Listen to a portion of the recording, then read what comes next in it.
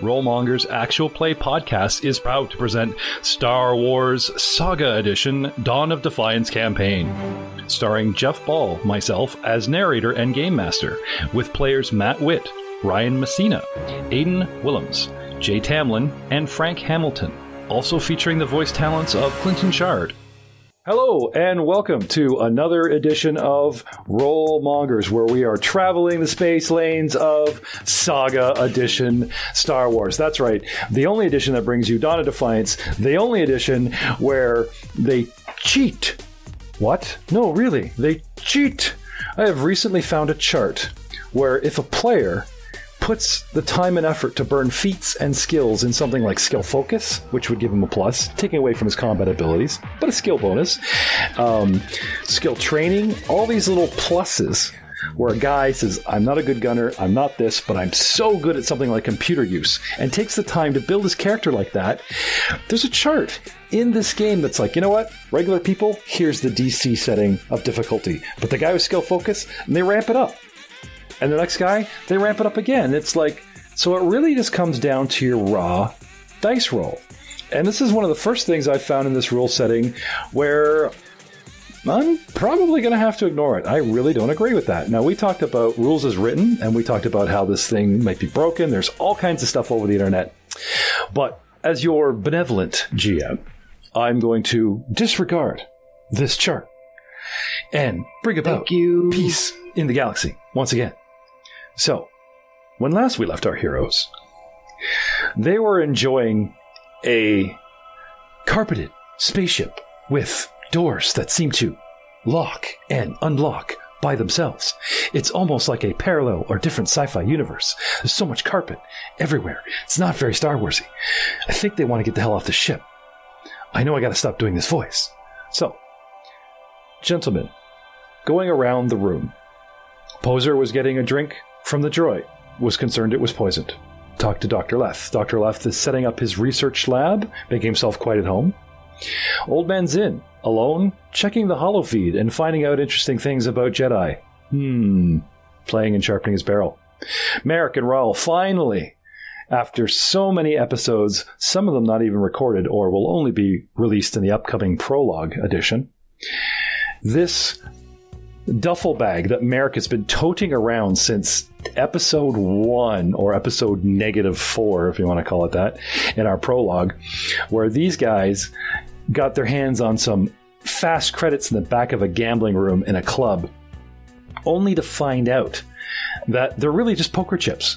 And unless you cash them in the right plan at the right place, the right time, if they want to go back down to Brental, which the space station that they're rapidly flying away from in hyperspace as they head to Alderaan is fading in the distance, the value of the duffel bag and its contents is rapidly dwindling.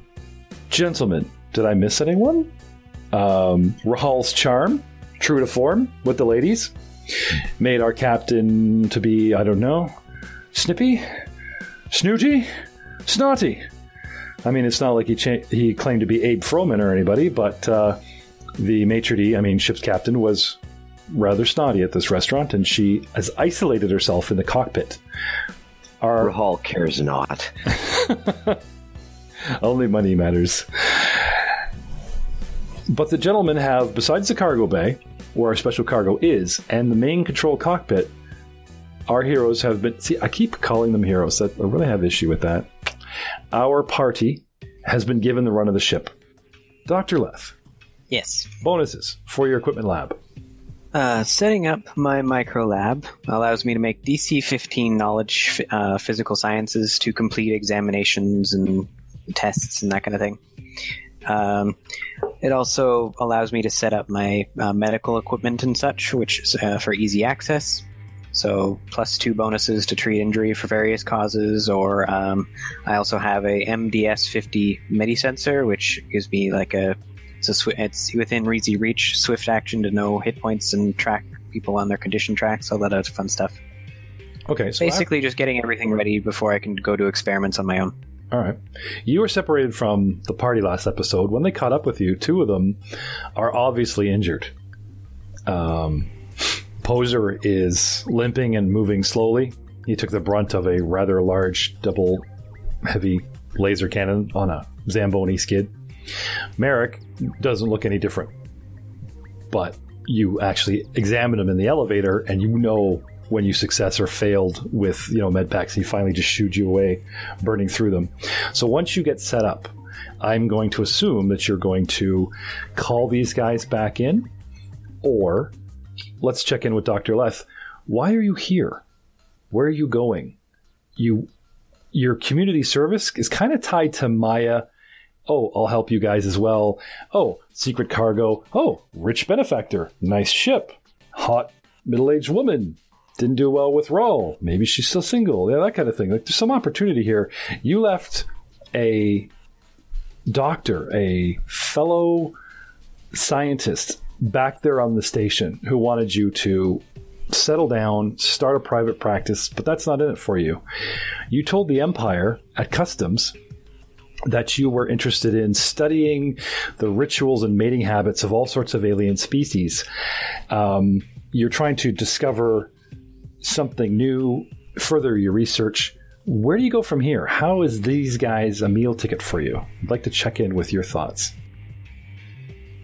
Well, so far from what I've noticed, Rawl seems to be a lot more fluent in speaking to other people. That said, this particular instance that I've just witnessed a couple of minutes, or like about an hour ago, seems to kind of make me question that belief. So at the moment, I'm kind of formulating a research plan, if you will. So you actually like taking notes in your data pad? Like all the people in the party? Yeah. I'm full on writing up like a scientific document at this point in time. Observing subject R designation O likes to motor skills in transit down large hallways can only be described as a male peacock strutting, perhaps looking for mate, blah, blah. Like, does all your terminology relate back to your field? So when Rahal does his strut, you're like, oh, he's looking for a woman. Yep, kind of like that. I'm also looking to see, like, does he display interest in other species? That kind of thing. Oh, okay. So, sorry, I shouldn't force this on you, but I'm just curious, is your angle in studying the Elm Party directly linked to your research? That's the only part of them you're interested in, is seeing how they interact with the aliens and blah, blah, blah. Not their mission, not what they're doing. Or do you actually start doing bios on these guys and vetting them? In, like, what's going on. I mean, it seemed like an interesting experience so far, and they also seemed like they might lead me to chances where I could find more topics for research or papers and such. Earlier on, I took the wealthy talent as a noble, but I flavored that as that is actually like research grants that I'm giving. So I'm always writing up documents and sending them back to my universities. So as you level in the noble class, you are actually a research scientist, doctor in life studies. When the money comes in, it's actually Arcanian going, oh, we're liking this data, and they bank out the money, they intergalactic. Exactly, like that, yeah.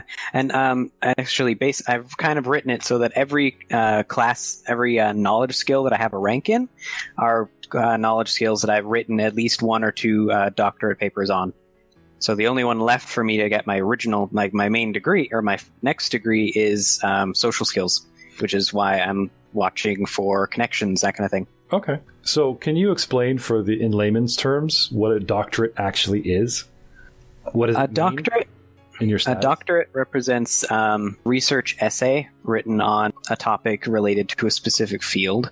If you've written that doctorate, it generally means that you've spent years and years studying that particular topic, and then applied to send in your thesis to a doctorate committee. That committee has approved your thesis. You've then done the research on said thesis and completed the research or essay or what have you on that particular topic.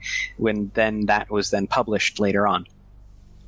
Okay. So let's say your doctorate was in the medical science field and you are a neurologist and you're studying brains as opposed to like xenology where you're studying alien brains. You're talking about the human brain, which in your case is actually your own species, the Arcanian brain, and talking about how, like those old commercials, they got the first neurosurgeons cutting open the woman and poking around, mapping the brain. And it's like, oh, I smell burnt toast. And that's right. Poke, poke. How does this feel? Oh my. That's very true. The other thing to consider, though, is that the Arcanian University itself is so well versed in like just the universe in general that a paper that goes in there isn't necessarily only focused on for that. In that case, it wouldn't necessarily only be focused on Arcanian biology. It might also be relating Arcanian to, because some of our unfortunate background, it might be related to looking at potential races that you could splice in making the Arcanian offshoots that happen to have certain thought processes that work really well for various types of employ that they might be put under. Yes, now you're referring to the galactic lore.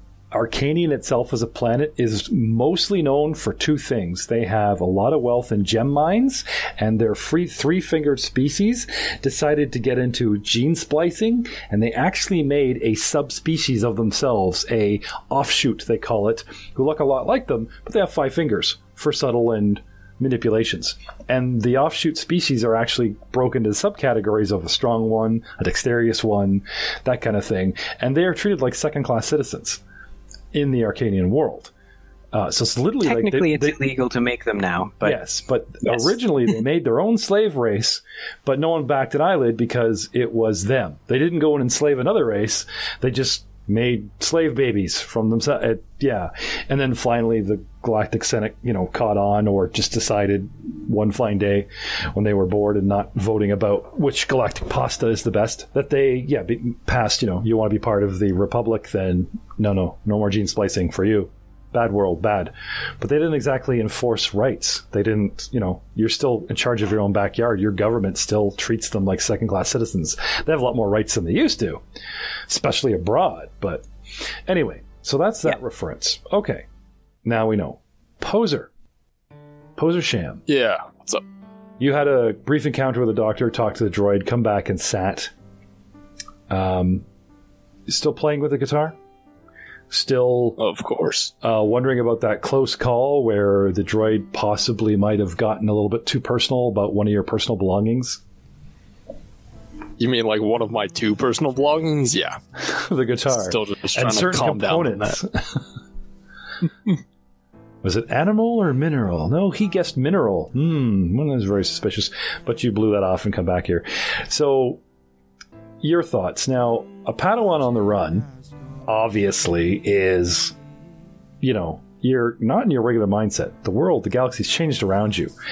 To suddenly go on the lam, is one thing. But to try and maintain that lifestyle for as long as you have, for 3 months now, it's got to start wearing you down. Like, the looking over the shoulder becomes more constant. The fear every time you run into Empire agents and stormtroopers themselves, being discovered. Now, you've changed your look. You can't change your race offhandedly, but you've certainly changed your look from a respectable young Padawan, ditch the robes, hide or ditch the lightsaber, we're not sure, and then started emulating into a different look. Oh, I like music. I'm going to make a custom guitar. It doubles as a weapon, just in case. But you gothed yourself up, or emo yourself up, into these 2 derogatory sort of social status, not politically correct, to hide, to cover up what you sort of did for a living and what powers you have. And you've stayed off the radar for the last 3 months. Now, and only now, traveling with these guys, you've decided to make these decisions. I'm going to use my powers. I'm going to help these people. I'm going to stick it to the Empire. And in the matter of hours, you find yourself on a ship with half a dozen strange people headed to Alderaan. And it's got to make you wonder, what am I doing here? What are you doing here? I'd like to check in with your thoughts. Like, do you have an exit plan? Are these guys just away off the station? You're going to ditch them on Alderaan? Like, where does your guy go from here? Well, the reason why he's still sticking around was, one, just to get off the station. He knew there was enough heat just from those 2 stormtroopers that he dropped that he was just like, crap, I need to go. These guys are my best ticket.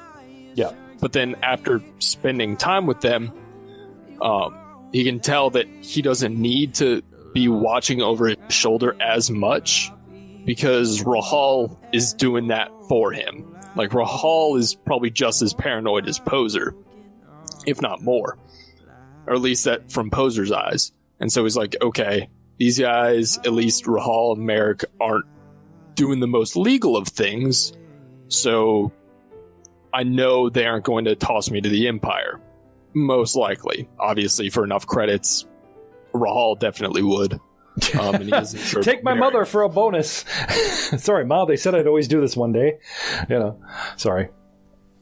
But, and so he's kind of riding it out, figures at least stick with them a little longer, get to Alderaan, see what's going on, and his ultimate goal is to find another master and to keep learning. Ultimately, just to survive and possibly keep the Jedis going, but if not that, just survive. Yeah, step one, survive, and then get back into learning. Exactly. More power. Okay. Now, you've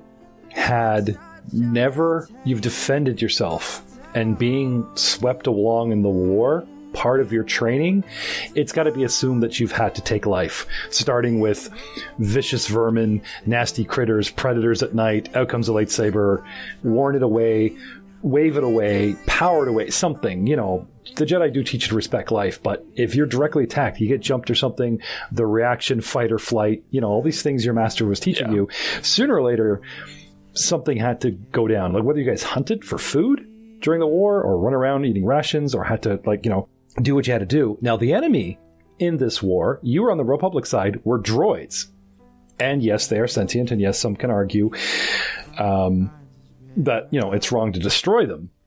But taking a life, taking an animal life for food, for protection in the jungle kind of thing, a big predator with claws comes at you, is one kind of thing. But I think until you left your master, until you were forced to maybe fight off an actual stormtrooper, to defend yourself, as they were trying to kill you too, but they were focused on your master first. And that master bought time so you could escape. You get away. And you go underground, you go on the land, you collect yourself, change your look, hide the lightsaber, or get rid of it completely, whatever you ought to do. And here you are resurfacing, still in the core worlds, near Brantal, 3 months later, and that need to help, or at least get some vengeance on the Empire or something, this oppressive force that is Empire, brings you back into using your powers, risking exposure. But like you said, your party, these guys around you, there's something going on with them. They're in the game. They're players. They're, they have no love for the Empire. They don't seem to have love for anybody. And they're so focused on checking out everyone around them that after that initial meeting in the Cantina, where they sort of adopted you into their circle temporarily, now they're practically ignoring you. Or you just sit in a corner and ignore them. And it doesn't seem from your perspective that they're really watching you. Now we get Old Man Zin. And during the battle, he gets himself up on a high perch, that last battle, and protects the entire party and has more kills than anybody, and then goes back to watching for us, watching over the entire party at the door. The guy always seems to keep himself apart by putting himself at a door, maybe escape if things go bad, trade sides. Maybe he's just trying to watch over you guys or whatever. But from that point on, you catch him watching you catch him looking at you catch him studying the others when they're not watching him. And now, for no good reason other than boredom, he comes out of his room. Can I have a perception check from you, sir? Or a perception, use the Force? Because now it's up and running. Your choice. Yeah. Use the Force check of 8. Of 8, okay. You don't sense anything out of the ordinary. The way he walks, his stature, his got a burning question for you. Just looks like he's wandering around the ship. Comes out. Frank's moved his miniature out of the room and parked himself on the couch next to you. Zin. I'm just kind of sitting there. I've read through the feeds. I don't see anything particularly alarming about the exit that we made, and that's maybe a bit concerning. I'm not sure either the news hasn't spread or for some reason they're not saying anything in the Empire, or the powers that be on the station are keeping a low profile, but it's, Zin's thinking it's probably time we had the talk. Okay. I don't know you, you don't know me. Where are we all going? What's the jig? So are you looking to call everybody into the living room? Or are you just going to talk to these guys one-on-one? Just talk to them as they come out, because, at some point in time, they're all going to make their way out of their room and come into a central area and talk and socialize. And that's probably when people are, have their guard down after they've kind of settled in. Okay. So he's not into forcing the conversation. He's just waiting. All right. So you're like a single cushion away, like not adjacent as far as cushions go, but you're like a cushion and a half from what I can see of this long wraparound orange section couch. And there's like 1, 2, 3, 4, 5, 6, 7, 8, 9 little mini cushions. So Zin sitting on cushion 8, Pozer sitting on cushion 7.5, going from left to right, curving around the back of this upside down mouse hole shaped rec room, the top being flat with a straight off into the distance hallway going towards the front of the ship, and coming to the back of the ship, a lovely carpet that has a pattern on it, which appears to me to be sort of showing a big circle target, and the circle actually denotes an orbit of a green planet around a center ring, which is spiked to look like a glowing sun, the center of which also being green. And I think it's sort of an abstract way of showing sort of a single orbiting planet around a solar system in a lovely carpet form. Wrapped around most of the back of the room, this orange cushioned couch, but instead of being 10 or 11 cushions, that back corner on the one side opens up into a little kitchenette. Either side of the couch and the kitchenette are stairs going down to the cargo hold where you guys came up. And in the corners of the room are little door exits, which she told you lead to escape pods, which hold approximately 5 people each. Zin, sitting comfy, eyeballing Pozer, ignoring him. What we got going on here? Well, because I didn't see a name under that figure, I didn't really know what it was. I've got it zoomed out so I can see the whole floor plan. All right. But no, I mean, he'll move down and give Pozer a nod, and he'll kind of roll into his spiel, I guess. Yes, it's probably time that we talked a bit about what's going to happen now. I seen you do some shooting. Hell, you seen me do some shooting too, and now we're kind of married at the hip, so to speak. And? Either we can find some kind of arrangement that makes us all happy, or we can part ways when we hit the ground.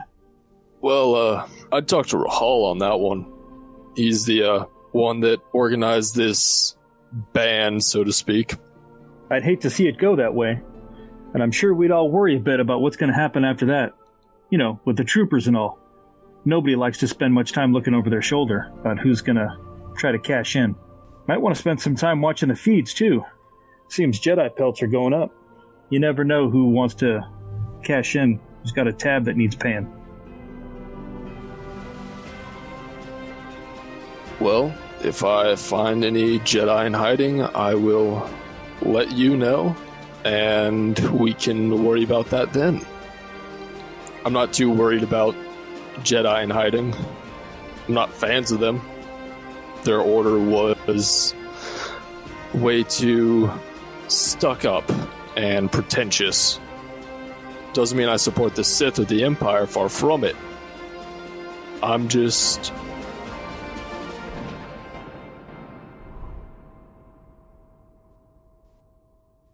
a wandering minstrel trying to make some music. People are people. There's good ones and bad ones. I got no real issue with the Jedi. I mean, they were keeping things square, I guess. The Empire seems to be going for a power grab. I'm just saying. Every now and again, it pays to keep your eye on what's going on around you. Yeah, I'm keeping an eye on things, but thanks for the heads up. I prefer to have another set of eyes around, especially one as sharp as yours. Agreed. But ultimately, that's up to Rahal, not me. Figured I'd just sit here, talk to you guys as you come out of your rooms. I'm not in a hurry. We got a bit of a journey for us. So where are we headed? Alderaan, I believe. We got somebody waiting for us there? Apparently. Not quite sure.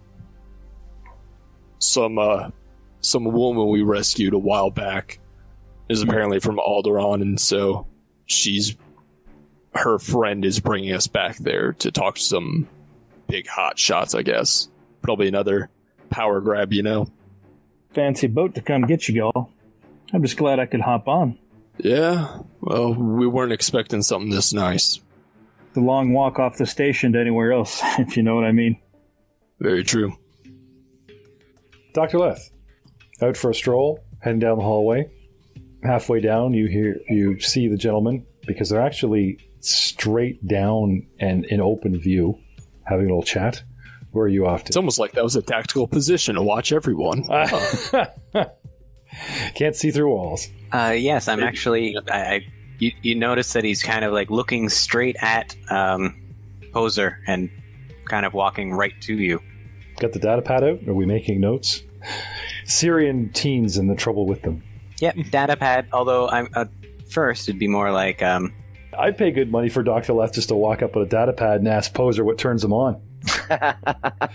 Because that's not, for science, these conversations. You gotta work your way in. Like in a nice relaxed conversation mode before you make sure the room temperature is like warmer than average, about 23, 24 degrees Celsius. Walks up, starts rubbing your leg. You got to take him out to the movie first, give him a drink. Like you don't want to like make him nervous. That would mess with the data collection. It's fine. Yeah, you don't want to scare him off too early. No, the dude with the practically glowing white eyes and white hair and stern look, always having a data pad. No, that's very comfortable in your presence. Sorry, pray continue, gentlemen. Pozer, I noticed there was a slight limp. Would you like me to take a look? If you don't mind, Doc. I mean, usually I fall back to Dr. Feelgood, but I guess you'll have to do this time. Prop your leg up onto the couch and give me a moment. And Pozer does as he's told, not putting the guitar down, still strumming away. So you spent like an hour setting up your examination room just to examine him out here? No. Oh, well, I guess Pozer's more comfy out here on the couch, right? It's a rec room. It's a teenager's natural environment. I don't know that I necessarily need any equipment yet. Oh, okay. Studying him in his nature environment. It's the rec room, where teens... Plus, everyone else has a bedroom. Like, I'm the one taking the couch. Besides, if I kind of like make friends with him, that would help because he's literally an alien. So yeah eventually. No. I mean, he's already let you in his bedroom. I mean, how much? All right, sorry, don't mind me. I'll just be giggling in silence. So you show some gams there, Pozer? Prop a leg. Yeah. All right. Can I have a treat injury roll, please, Dr. Leths? 26. Blaster scoring. Burns. Up the upper thigh, up to the hip. He's been shot by a heavy weapon. This is very painful. I am not there. What was that? What do you do when I am not there? Hold on a moment. And he starts heading back up. So, Dr. Leths, you head back to the Go find if the ship has any medical equipment I could borrow. Oh, med packs. Yeah, in the actual medical bay where you were, they do have some. Very quaint. The red satchel with the big white marking on it, denoting Velcro to a wall. Oh, and they have pills here. Pills here. And the odd health pack. Ooh, what kind of pills? The kind of pills that you wouldn't take off a guy's body if you found them on him. You kind of, if you left somebody for dead. No one gets a reference. It was a very good video game. All right. Cyanide, I assume? No. It was Left 4 Dead and Left 4 Dead 2. They had 4-man game, and you'd storm. It was a zombie apocalypse, and you got to play 4-man co-op and run around. And you were always looking for the health pack. And then there were the pills, and the characters would talk.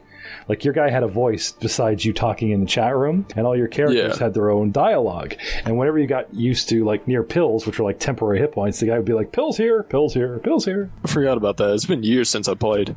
It was a very good game. Oh, definitely. Some of the mods for it, though, were hilarious. So anyway, Dr. Leths, there are pills here. There are med packs here. Cool. Take some med pack. Okay. Heads back. All right. Slap it on him. Hit the DC. I'll just take 10. Okay. Well, you can give him extra hit points if you crank over the DC, remember? Otherwise, you're just giving him your level. It just seems like a waste. Oh, fair enough. I'll roll. I rolled pretty well last here's time, your 1 hit point, because I'm first level. You roll high, you can give him maybe like 4. Very exciting at this level. Oh, and plus, if you do long-term care, which is 8 hours, I get back Are you another gonna let hit me hole point. you up? Are you gonna let me hole you up for 8 hours? No, but you know what? Like, if he gets a room where you make him a little bit more comfortable than like a couch or whatever, and check in and play doctor, no pun intended. As long as we're comfortable on the ship, you guys really have nothing better to do than rest. As long as you guys are doing chin-ups in your little prison cell kind of thing, exerting yourself, this is really good downtime. Okay, I'm gonna come back with my medical visor as well. Okay. Look, Pozer, he wants to play virtual video games with you. So treat injury 21. Okay. And with the visor? That's with the visor. Oh, that's with the visor. Okay. So DC for treat injury was 15, and then it's either every 5 or every 1 above. He gets bonus.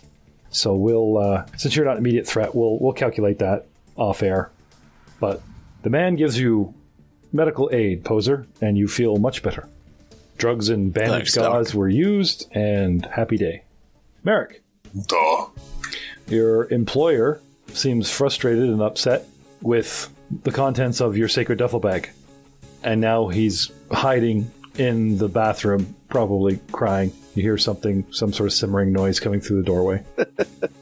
I'm having a shower.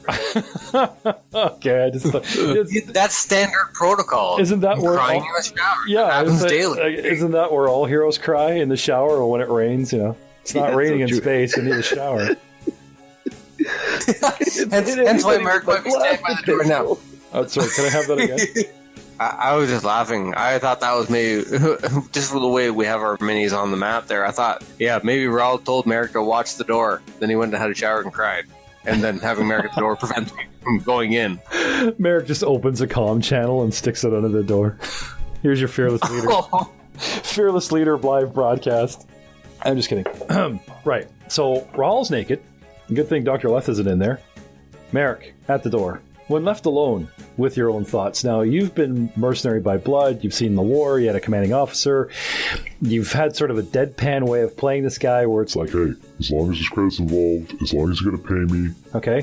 What I want to know, while I was editing the podcast, I was thinking about this week. Ryan has Merrick bring up, As long as I get paid, as long as there's credits, as long as you hold up our contract, I can only do one contract at a time. all these lines feeding into a paycheck at the end of the day or the end of the week or the end of whatever makes for a happy Merrick. Rahul, you just had a fit, kicked the coins. Did you tell him that we're only sitting on 200 credits? Yeah, and I gave them all to him. Right.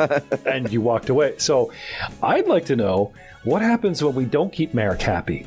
What motor process is happening in Merrick's mind right now where he comes to the realization that he's not getting paid for services? Do not ever get Merrick unhappy.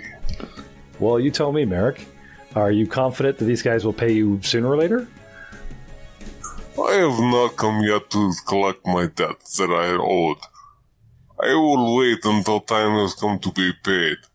Then we'll see who is the big baby who cries then. All right. Well, it's not like you're not surfing around on a luxury yacht with an attractive female captain to one of the most laid-back, pleasant, happy planets of wealth in the galaxy. Your situation could be a lot worse. At this time, I would like to go wander and find out where this captain has gone to wander to. Okay. You want to show me your path and come on out there? The bridge is towards the front, which is up here. Okay. I wander towards the front. All right. Do. Oh, it is elevator. I know this one. Ooh. The chamber you're in, going through a door, is circular. There's a door immediately, and under closer inspection, it's actually a hatchway. This would be the proverbial umbilical, where it's like the dorsal hatch. If the ship flips, it can go in sideways, and then there's the tube that comes out for docking. Kind of like how Lando Calrissian pops up under Bespin and grabs Luke. There's that little tiny round hatch. So there's like the little ladder or little platform elevator that you can activate. And there's like an up and down space. And there's a door in front of you, which you assume is leading to the bridge. As well as a comm link built into the wall. I carry on trying to head north on the map. Okay. The door is locked. This is bullshit. Knock, knock, knock. No response. But there is an intercom. Knock, knock, knock. Still no response. Knock, knock, knock. Still no response. I head south. All right. You know where the med bay is on one side. R4's in I head straight south down to the foyer where everyone else is seem to kind of hanging out. There's a couch. Okay. Med bay door is open. You see R4 continuing to set up the lab and coming all the way down. You see triage. Oh, wait, there's food. I see food. Yeah, there's like a kitchenette and triage going on. In the field, you've got Dr.Leths checking out Pozer after the last battle, kind of propped up on the couch and working on him with a med pack. Zin's just kind of chilling. I will eat this sandwich. I'm not even going to touch that. I've seen the Fortress 2 posters. I'm not even touching that. No, Merrick makes the point for the food bar, grabs up a couple of potfuls of food and just starts eating and sitting down on the couch off to the side. All right. Zin, the dudes are piling up. Did you want to have another poke at these guys? Or are you waiting for the infamous Rahal to emerge? I'm waiting for the infamous Rahal, but while he's coming down, just to say, this doesn't seem unusual to anybody. We've got a perfectly good medical lab right down the hallway there, yet we do first aid here on the couch. Okay. Go backwards to me. Old man, you're used to soft life, having comfortable bed to treat all your wounds on. This is luxury. The advantage of having a medical bay so nearby is that I don't necessarily need to be in it to conduct such simple procedures. Major surgery, however, would definitely require such room. Laser burns just got a kind of smell that takes some getting used to, and we're eating. Well, it doesn't seem to be bothering at least that one. It's only a... Never mind. Look, if that little baby scratch needs doctoring, you are little baby man, aren't you? Says the man who went headfirst into a wall. How are you, by the way? Should I check for concussion? Hold on. Hold still. And I go back to the study. I am doing well. Don't you worry about me there. You tried poking me with your fingers and prods before an elevator. Do not think that I have forgotten you. I'm not there. Yeah, he leaves. It's okay. Edit. What they see on the screen is the magic. Rahal. Who leaves mid when I am talking? Who leaves mid sandwich? Done pissed the doctor off. How dare you? That seems very Leth-like thing to do. Yeah. Rahal's Wait, where did you go? Finishing up, getting dressed, and putting on a suit, and he's going to come down to the room, but... I think that actually we could roll that one out there, that Merrick would be talking. I think it's totally an Ask Left thing that he would just kind of get up and while Merrick's just kind of laying into him, would just walk away. Oh, yeah. Hey, where do you think you go? He's got Merrick monologuing. Yeah. With, No one makes me monologue. Gets away with it.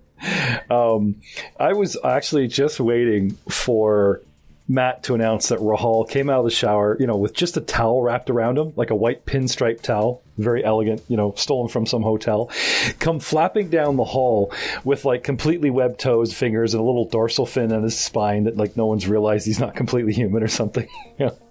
Needs to wet himself in the shower for every, the gills. Surprise! I'm a fish man! Can't wait to get back to water. It goes back. He is human, just a very small statured one. So yeah, he dresses himself up, straightens the hat, plops it on his head, rolls on out to the common area, the living room. All right. Sees the conglomeration of folks here. Looks at Pozer's wounds and says, "Oh, geez, man, you really took a licking there." Look at Merrick. "Oh, food. Where'd you get the grub?" It is here behind me on the shelf. Kitchenette to your left, Raul. A little bit of food set out. Merrick's chewing down. Left comes back. All right, Zin, there's your big chance, man. Everyone's here. It's an interesting group you've got here, Rahal. Not often you find many people willing to take a stranger with a rifle after having a firefight. Yeah, well, I'm going to say I don't regret it. you was instrumental in us making it out as smooth as we did. I can only imagine the shape that Pozer and Merrick would be in if you wasn't here. So I'd just like to say thanks. And I reach out my hand in the intergalactic universal sign of greeting, offer a handshake. Merrick is in perfect shape. Dr.Leths, why must you continually poke me in the places where it hurts the most? Dr.Leths takes out a scanner and quickly scans you. How many hit points do you happen to have at the moment? I'm missing 13. Okay, and then it promptly ignores you and takes out a med pack. More poking. I don't poke there. Then I'll reach out and shake Prahal's hand and then, kind of do the forearm clasp with the offhand, the universal sign of, is there a blaster hiding in your sleeve? Gives him a quick little chuckle, and glad I could be of assistance. So we should probably get to talking a little bit about what's going to happen when we make landfall. I hear you got somebody waiting for you guys. I'm not going to lie, I'm a little curious about that myself. To be honest, the only contact I have on this little side job is unconscious in the medbay right now. Oh? I was gonna go see if the captain would want to maybe enlighten me a bit, but I figured I'd check in here, grab a bite to eat, and I realized that back on the station we didn't have an opportunity to make proper introductions. My name is Rahal Oberace, intergalactic entrepreneur, purveyor of the finest things in life and the galaxy. Pleasure to make your acquaintance. Pleasure's mine. Name's Zen. Soldier once. Not anymore. Do a little bit of flying, a little bit of shooting. Every now and again it pays. Always good to know a man's skill sets. So, like I was saying, basically I think we're kind of waiting to arrive on the destination, unless someone can pick some information out of the HoloNet about who the benefactor of this vessel may be. Did a little bit of reading while we were leaving the base there, and that little bon voyage party we had there, I don't see anything about it. They're being unusually tight-lipped about stormtroopers getting shot up. So well, I think that might have something to do with the cargo we snagged, but your guess is as good as mine. I know what's in the box. I'm not quite sure why it's in the box, but I know what's in the box. What's in the box? Well, it seemed like an awful lot of fuss just for one person, but I'm sure all our questions will be answered when we get to where we're headed. Every now and again, we just don't like who's asking the questions. That's all I'm wanting to know is who do we have waiting for us there, and how long are we all going to stick together? I can guarantee you it's not going to be any one of the Imperial persuasion. As for who we got waiting for us, your guess is as good as mine. Speaking of which, Doctor, what's the condition of our patron? Our patron? You mean Maya? Indeed. I believe she's still at rest. She should be able to wake up shortly, though. Good. Keep me posted on that. I'd like to talk to her as soon as she's awake. And your big lump of meat is perfectly fine. Although apparently he has a weak spot. If you really want to get his attention, poke him right between the ribs. That was a giant gun shot giant man. Of course it hurts. But that topical cream... That wasn't a gunshot, it's just a tickle spot, you big baby. You will never tell another man of these ever again if you want to see another solar cycle.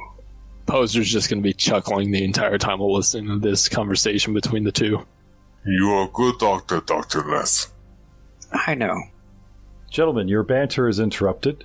Sirona, Captain O'Keefe, as she introduced herself to you, comes over a speaker. Well, gentlemen, we've dropped out of hyperspace and we are approaching orbit for the planet Alderaan. I suggest you gather your gear and belongings. We'll be landing soon. Merrick takes the time to tune up his equipment, make sure everything's all top charged and everything's all tuned up and honed in. Yep. And he heads back to the med bay to pack up. You guys feel you have that proverbial, anywhere from 10 minutes to maybe 40 as she, circles, finds the spot, the city she wants to go to, the landing pad, gets clearance, that kind of thing. So, gentlemen, grab our gear, wait for the... Yep. Enjoy a good meal. Okay. Scarf it down while we're waiting. Raid the kitchenette. That's exactly. But man of opportunity, if they're going to present me with a buffet, I'm going to Make sure I get my fill. And also, if I've got a couple minutes, I'll check the holonet to see if any of my old separatist contacts have taken refuge on Alderaan. How many hit points did I get healed up by? 10. Awesome. You're very good, Doctor. No windows, a hollow feed if you plug in, but eventually the actual setting down, the ambient engine noise which is present, which suddenly stops, and you didn't even notice it was sort of running until, there's just less noise, and the captain appears, comes striding down the hallway. You notice that not only does she have a blaster pistol that she had before strapped to her waist, she has a rifle on just a sling with one hand on it, slung over a shoulder, as well as a small pack of gear sort of slung over the other. Well, gentlemen, this is where we part ways for now. The Alderaan security force is on its way to pick up my friend. I understand that my benefactor is sending a servant to pick you guys up. So if you don't mind, she's pointing to the proverbial exit, I need to service and square away my ship. Rahal stands up, nods to her.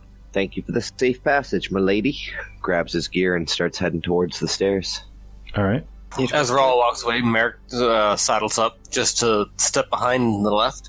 It was certainly a much smoother flight than with my flight onto the station, so thank you for that. Okay. Nodding at your comments, each in turn, as, acknowledging and thanking. So, back to the galaxy map, okay?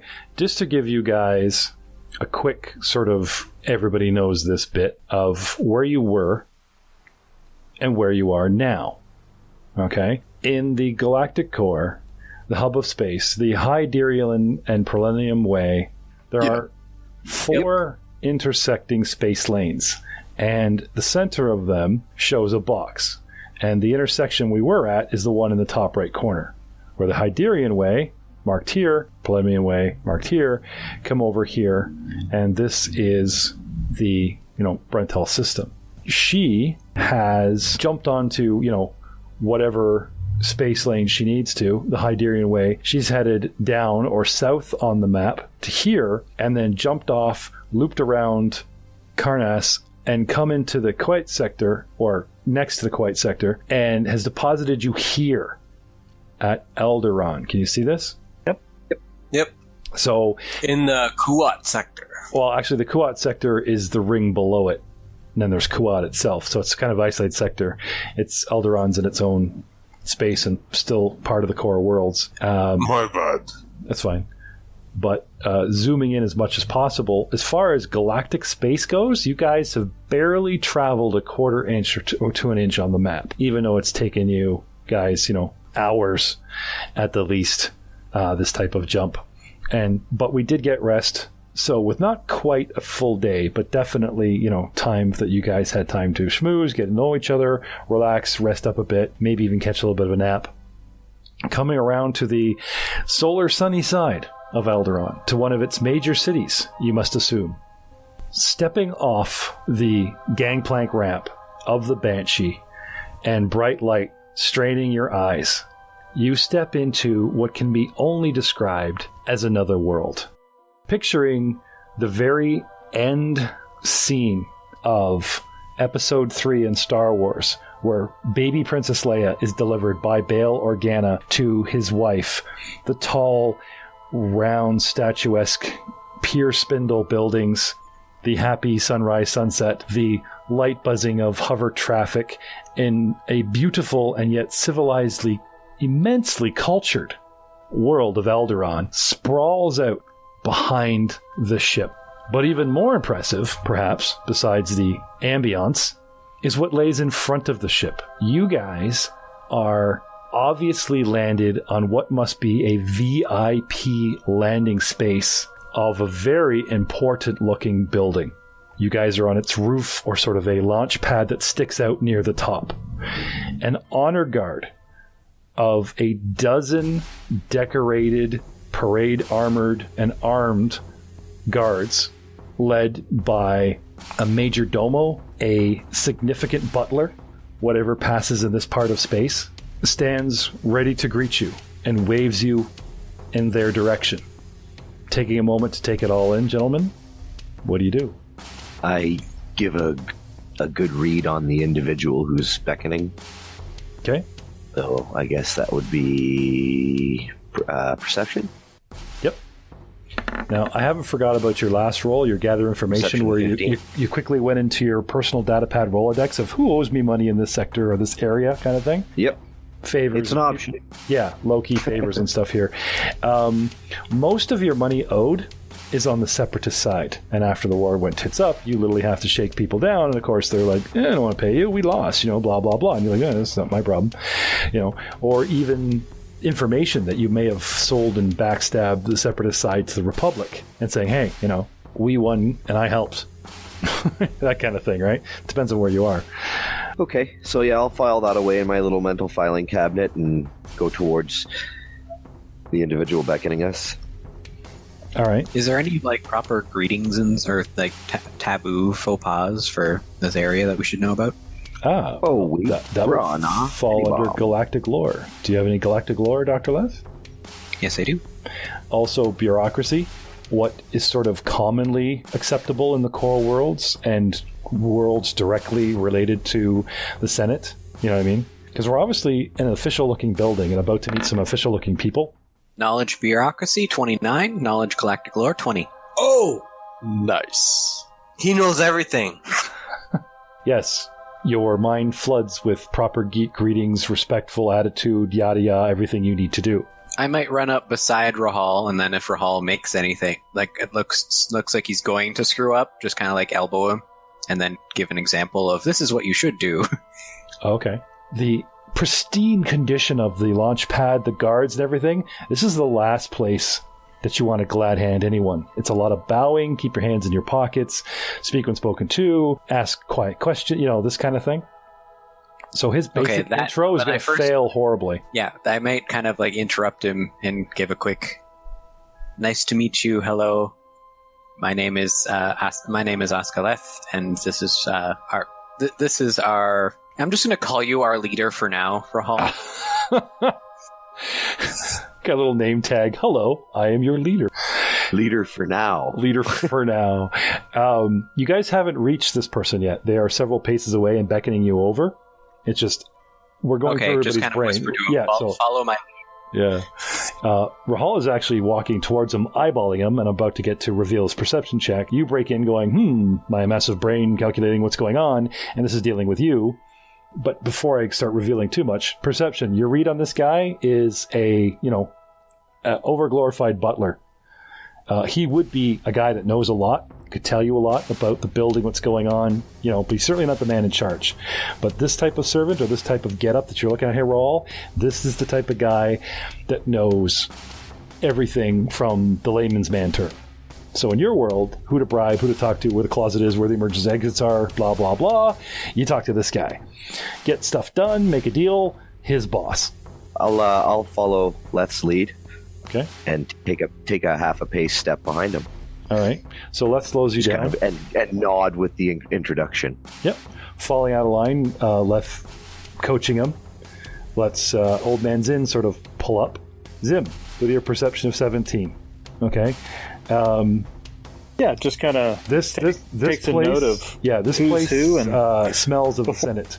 Before Merrick gets too far ahead, he'll kind of tap him on the shoulder and say, hey, don't forget that sled you worked so hard to get in.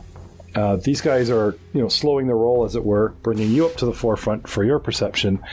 And before you lean in, and I'll get you to repeat what you said, this place reeks of Senate and senator politicians. No. The way they got the guys laid out, and the official Majordomo guy, you'd bet credits that you're about to meet somebody that's connected to the Senate. You're about to encounter all kinds of bureaucracy. Merrick, tactics. Really?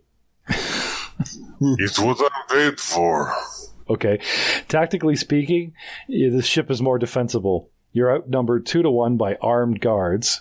Taking the Majordomo hostage, you'd have to go nose to nose with 6 of them, and there's engineers and stuff that are already boarding along the ramp behind you and everything. You're up in the air. There's nowhere to run off to.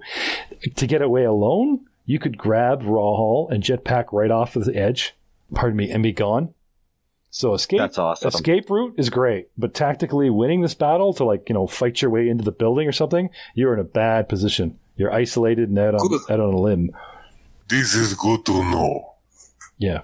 This is also bad because if this was an ambush, if these guys lay down or rest you or line up guns, you guys are in a really bad spot. Definitely. So thinking tactically, Merrick, you might be tense. Slightly. Oh yeah, so as Pozer strolls off the ramp and the sunlight hits him, he's immediately going to recoil, reach into his bag and toss on some shades. That's funny. I kind of thought you were going to walk over the edge and spit over the side and see how many galactic citizens you could hit with one goober. Sunlight. I mean, he acts like a punk. I mean, he's not going to be an actual punk. No, okay, but that's right. We've been in a shuttle, in a space station, in a ship. Solar radiation is not something you and your melon have encountered. I mean, and plus, even prior to meeting up with these guys, he mainly works at night or evening time, sticks to the shadows, doesn't like the light for multiple reasons. So, okay, easier to hide, Yeah. Less people see you on the street. Yeah, I get you. Exactly. Well, there's a grand parade laid out in front of you right now. So if anyone's looking, you guys all he's not too happy about that, but That's right. shades help. All right. We, as a whole, approach the Major Domo. Yes. Rahal, you said you decided to sort of buddy up and tag team with Leth on this intro? Yep. Okay. Waiting to literally get, nose to nose that 5 foot away, the Majordomo puffs himself up to full height, spreads his arms wide, a big grin, seems actually very happy to see you, like he's in a welcoming pose. This looks like it's about to go really well, and he says, "See you next week." Ah, so close, yet so far.